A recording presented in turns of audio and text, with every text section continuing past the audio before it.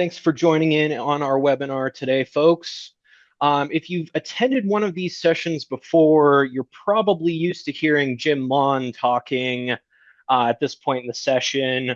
He's currently on vacation this week, so I'm filling in for him. My name is Zach Lyons. I'm one of our Sightline CSI consultants. You may have seen me working in support, training, any of those places. This is episode 8 of our webinar series. Today we're going to look at subqueries, what they are, why they're useful, and a few practical ways you can use them with your Infor ERP data. If this is your first time attending a Cyberquery discovery seminar, what these are just quick walkthroughs on topics that you may not have learned about in training. The sessions are based on user feedback. We drive these directly off of suggestions from customers. So if there's anything you'd like to see in the future, please let us know. And lastly, these take place on the third Wednesday of each month. So we hope you'll join us for all of our upcoming sessions going forward. Now I'm going to go ahead and pass it off to Cheryl Pack. She's our customer success manager. She's going to walk you through the agenda for today and then show you a couple quick examples of subqueries in Cyberquery. Thanks, Zach. Hello, everyone. I'm excited to walk you through this today. We're going to do a quick definition for anyone who's not familiar with subqueries. Well, just explain it in simple terms. And then the bigger question is, why are they useful and when would you want to use them? And what's the syntax look like? There's a little bit of structure, and we'll explore the different modifiers and options. I'll walk you through a couple examples, possibly 3, and then I'm going to throw it over to Zach, who's going to walk through some Sightline specific examples for you. And my world is kind of general database stuff. So I'm using our training data, our sales data, which if you've gone through our training classes, that'll be somewhat familiar to you. But even if you haven't, it's pretty familiar type scenario for the data. And then we've got a few key takeaways. Depending on time, we'll talk a little bit about alternatives to subqueries, and then wrap it up with some Q&A. Even though we can't hear you jump in with questions, please feel free to type those questions in, and Zach or Paul will stop me, or I'll stop Zach, and we'll take those questions as they come. So don't feel like you have to wait until the very end to ask those questions. So what is it? This is the easiest definition that we have, and a slightly more technical definition would be, using select statement. But basically, you take a mini question that the database answers first, and then the main query uses that particular result. That's really what we're talking about, and we give you a bunch of different options to use. The way that you can use subquery is pretty flexible.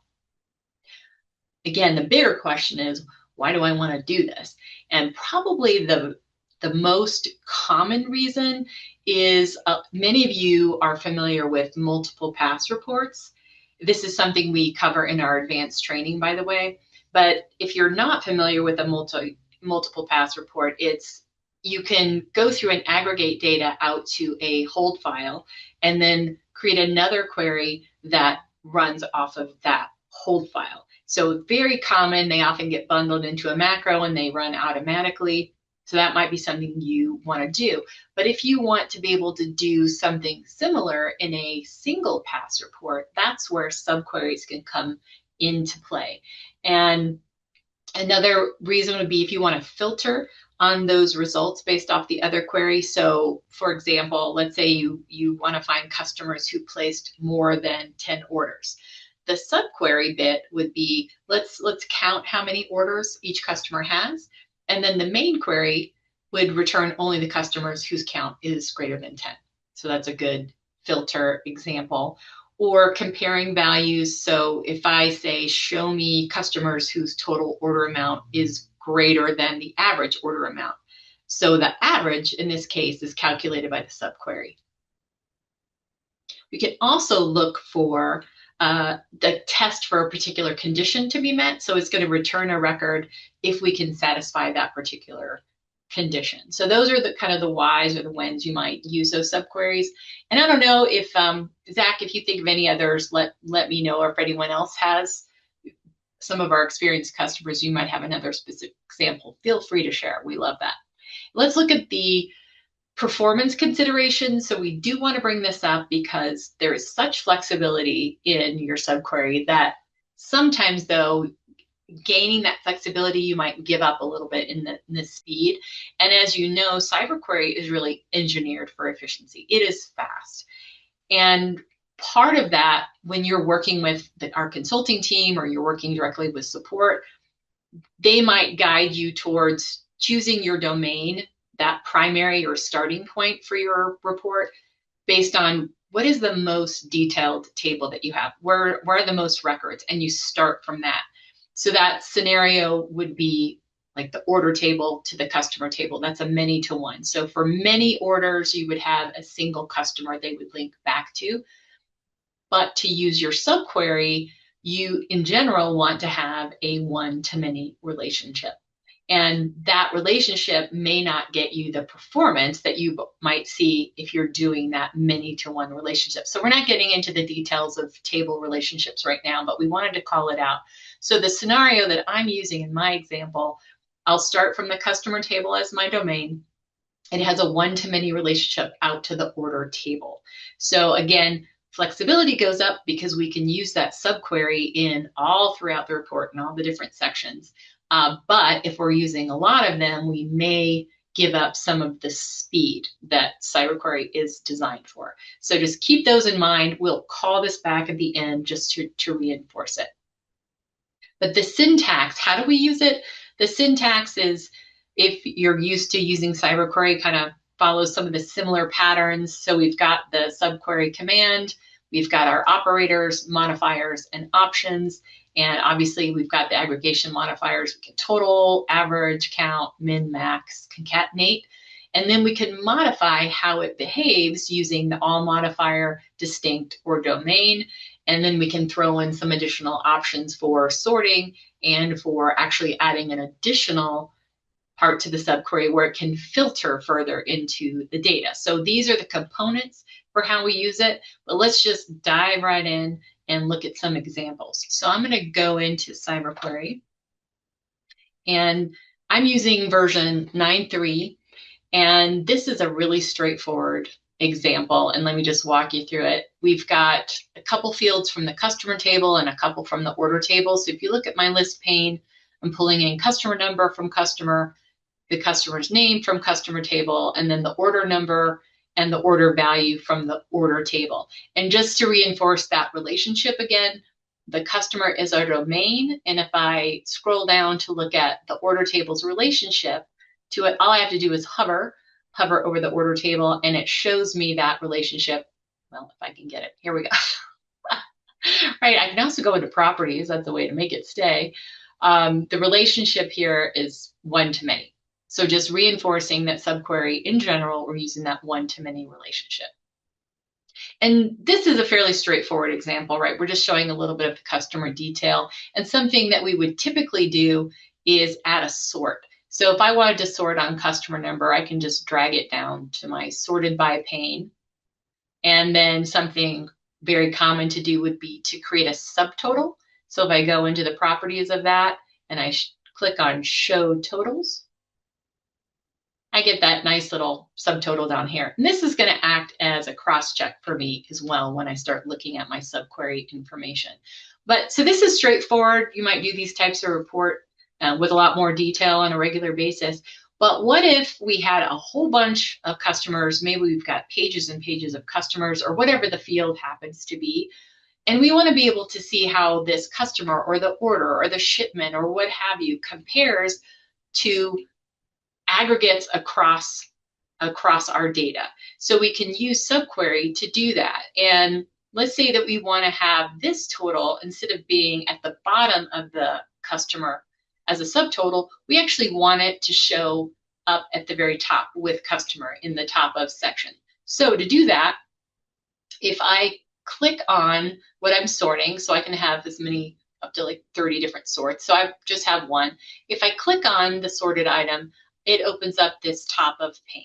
And if I want to use Subquery, I'm going to scroll down to my expression library, and I'm going to do a new expression. So I'll drag that new expression to that top of customer number, and I'm just going to type in Subquery, parentheses, and then whatever my aggregation operator happens to be. In this case, I'll just start with total. That's the easy one. What am I going to total on? Well, I want to look at the order table, and I want to bring in that order value. Put in my parentheses, and that's my really simple formula. And if I look on this total, it's now up in the top of my sort, I can cross-check it against that subtotal that I had. And that's a good idea, just to make sure, you know, the data is behaving the way that you expect it to.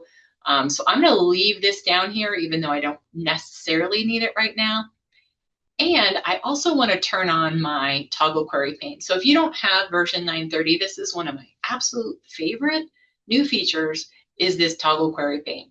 Because now, right next to my visual editor and report output, I can see the syntax, and it makes my life so much easier.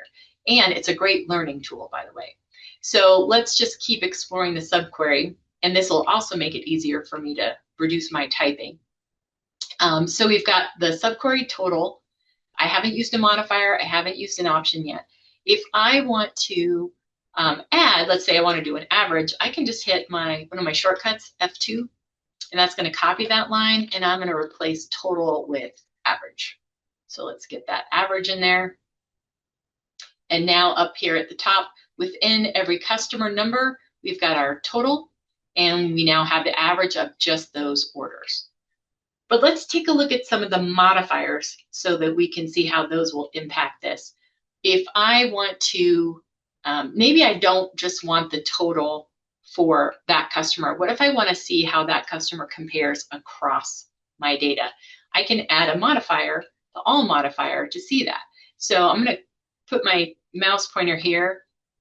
I'm going to hit F2 and on my total, and I'm going to add that all modifier. And let's click run. And now I haven't done any formatting. I could certainly make this a lot nicer to look at. But if we're kind of focused up here on this line, I've got my total for that customer number. And then I've done the total with the all modifier. So that's going to do the total for all of the orders. And I'm going to cross check again because it's a good practice. And to see the entire total, I can go to the bottom of the report by using this icon up here. So if I click go to the bottom, I can see really fast that my report total is that $186,393.50. So that looks like that's working as expected. And I could ask the same question for the average. I'll just copy that one as well, F2, add that all modifier. And so now I can compare my individual customers to the average across all the order values. So I've got the value within the customer, and then I've got the value across all of them. And so very simple to kind of get the pattern of how the subquery works. And let's take a look at one more of those modifiers, which would be how to use the distinct modifier. So I don't have a great scenario in what I have right here to use that distinct modifier. So I'm going to change my report just a little bit. Right now I've got customer number, and I've got the order number and the order value. If within the customer number I wanted to see how many distinct products the customers are using, either per customer or again across all of them, I could add my detail, which would be coming from the item table. So if I scroll down over here to the options pane to my item table, this is my sales order detail lines table, and I wanted to drag in product number, for example, I would drop it right here. And notice a couple things that happen. So I now have product code. It's coming from the item table, which has a many relationship from the customer number, a one-to-many relationship as well, and also coming from the order table. So we've got the product code here, and you can now see in my data, I've got this order and I've got multiple product codes per order.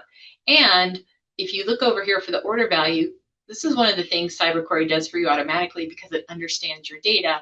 It's not going to repeat that order value because that would throw off your total. So it knows not to basically just kind of do its own distinct right there for the order values. That's why you're not seeing those values repeat, because that would impact our total.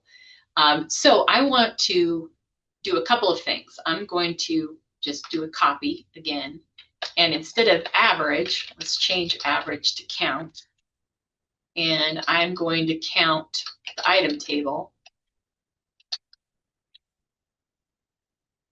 And I'm going to count the product code field, just so we can see, again, the question is, well, how many products are the customers actually ordering? So I'll run that. And I've got to scroll over. So there's a product count, and there's 17 for our first customer here. There's 17. But what if I wanted to see, well, are they ordering a lot of the same products? Maybe I want to see how many, what kind of variety are they actually ordering? So I'm going to copy that again, and I'll just add my distinct modifier. And now I should get, in many cases, a lower number because it's only going to count the distinct. And I'll scroll over and I'll see that I've got 14. So a total of 17 products, but 14 different products. So you can imagine all the questions you could start to answer just using multiple subqueries within your report. And again, subqueries are really, really flexible. So right now I'm using them within the top of report, but I could easily go into the body of my list report and run a subquery there. Zach's going to show you using subquery in different locations too. I have another example that I'll go to that shows them as you use them to define your variables. So let me just pause there. These are fairly straightforward examples. Paul, do we have any questions yet? No, nothing at this point, Cheryl. Okay, wonderful. All right, so let me, that was I think, fairly straightforward. I'll show you another good example of a report. So I'm going to jump to a completely different report. This is called Orders by Sales Rep. And the idea is you want to show your sales reps, their average orders, max, mins, and then total. But it's kind of a, let's check their performance against the group. And so you want to be able to easily compare their stats to the organization as a whole. So at the very top of the report, I have my average, max, min, and total.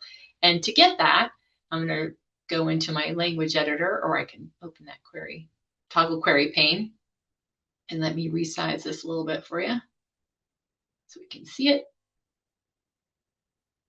And I will give you all of these examples because to me, it's much easier to actually have the query examples. So we'll give them to you in a file along with the slides if you want them. So just FYI, if you're screen capping or anything, we'll happily share this code with you. And it's always a good idea to have some kind of description for your query. So I've got the name of my query and then the requirement here. We want to see order statistics by the rep, compare it to everybody else, and then what the subquery solution happens to be. So instead of having the subquery in the top of the sort or the top of the page, we've actually gone in and defined some variables using the subquery. And it's not, I wanted to show you this so it looks a little cleaner. So let me just do this, expand this real quick. So you have kind of two levels of your subqueries. We're defining the average, the max, the min, the total for every sales rep.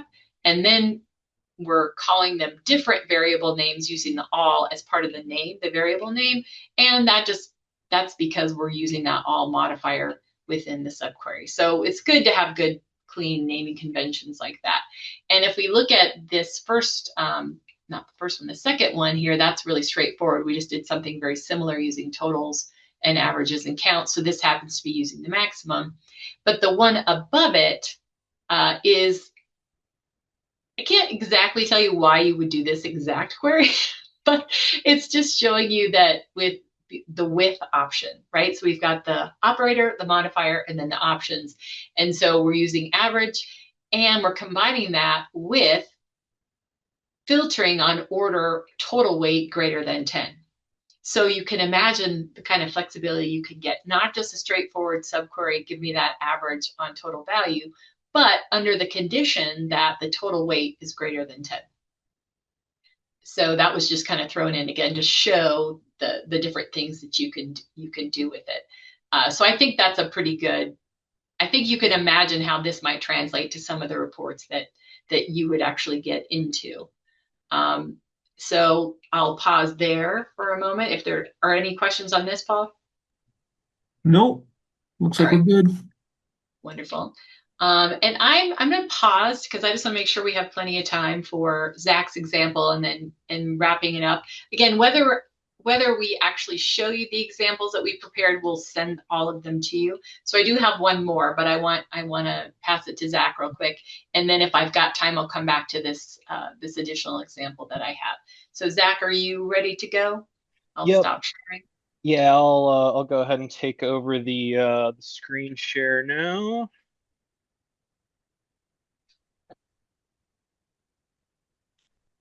Okay, so I've got a quick example for you guys that utilizes CSI / sightline data. Some of these table names might be familiar to those of you in the audience who are running that ERP.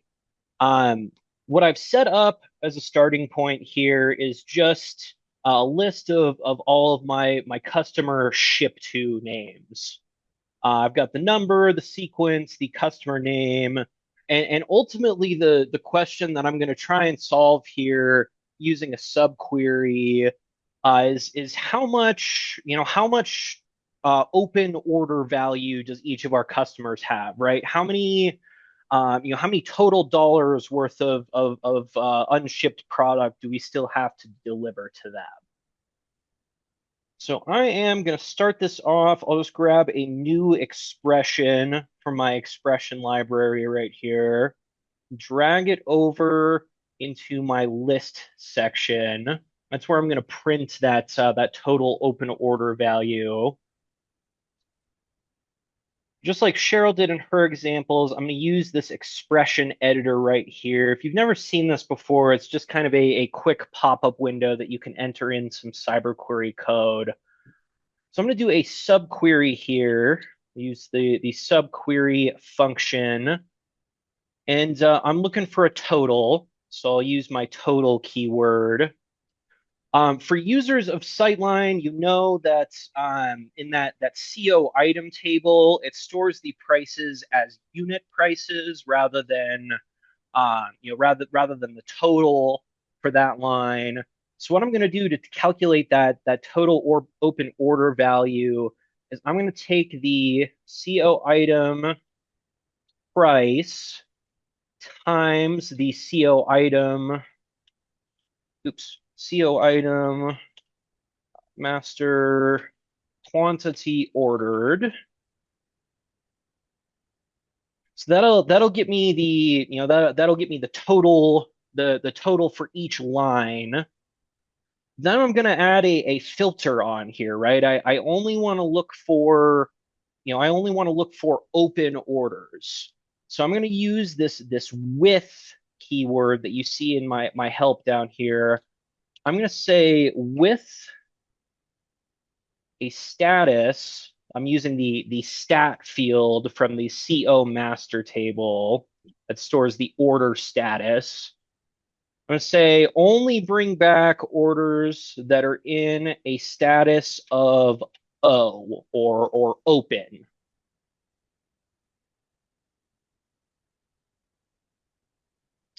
I'll click OK. Let's see what kind of result we get back here.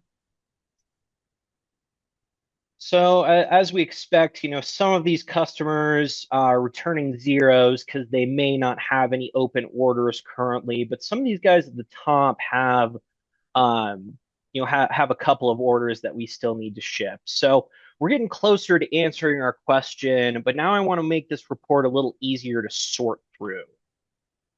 So I'm going to put the highest values at the top.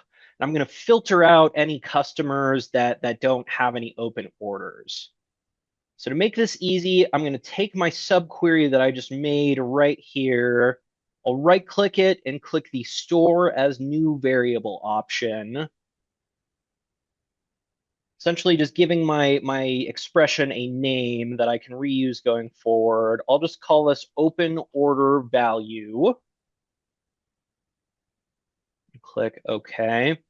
It's just going to ask me to confirm the code I want associated with that variable name. Shows me my same subquery, so I'll go ahead and click OK. Now in my expression library, I should have that variable I just created, the open order value. So to show to show my customers with the most open order value at the top of the report, I'll drag this into my sorted by section.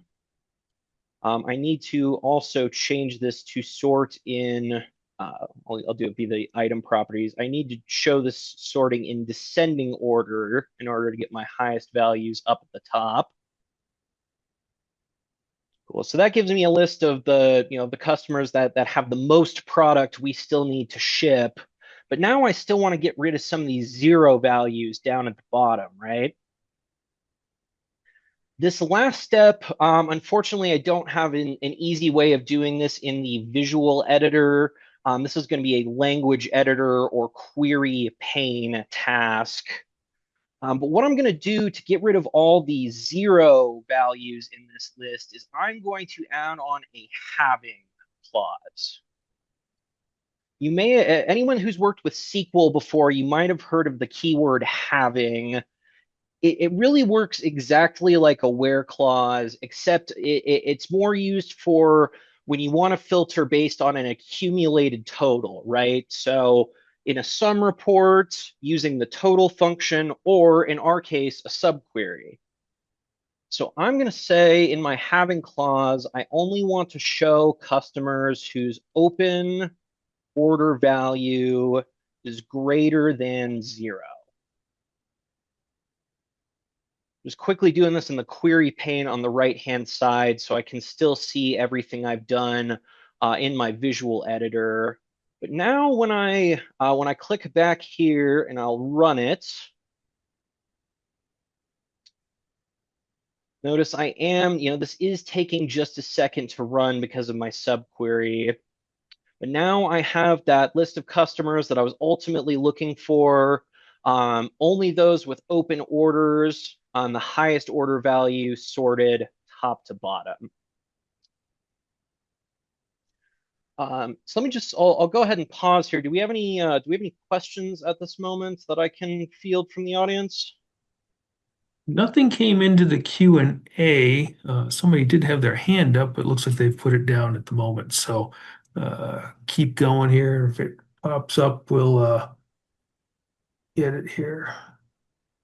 I see it. I actually do see it in the Oh, I see it in the Q&A here. Let me there it is. Yep. um um James, sorry, I'm not seeing the text from your question come through. So we can There it is. He oh asks, you see it there, Zach?